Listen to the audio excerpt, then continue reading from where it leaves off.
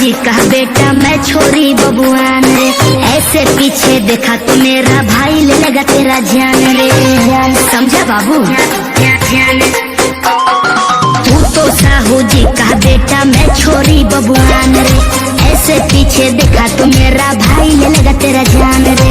प्यार के चक्कर में ना पड़ो, जा बेच दुकान में धनिया रे। पंजा गोरी साहू के कनिया रहबू बन के रनिया रे, पंजा गोरी साहू के कनिया रहबू बन के रनिया रे।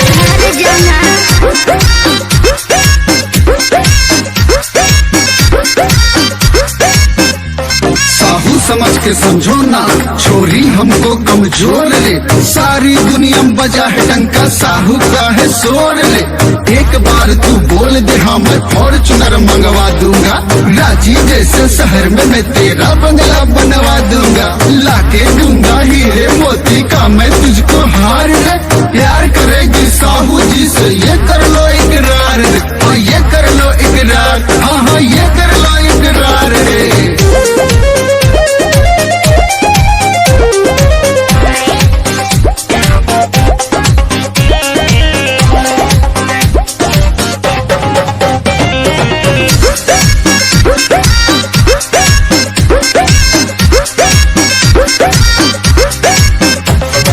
पहला बेरी देख ले तोहरा मनवा के तू भागैलू, साहू जी के दिल दिमाग में गोरी तू तो छा गैलू। तेरी चिकनी बातों से तेरे हाथ कभी ना आऊंगी, तेरे जैसे आशिक को पीछे पीछे टहलाऊंगी। पहला बेरी देख ले तोहरा मनवा के तू भागैलू, साहू जी के दिल दिमाग में गोरी तू तो छा गैलू।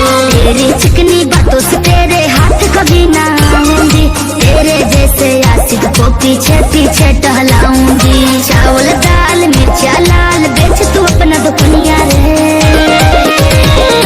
बन जा गोरी साहू के कनिया रहबू बन के रनिया रे, बन जा गोरी साहू के कनिया रहबू बन के रनिया रे।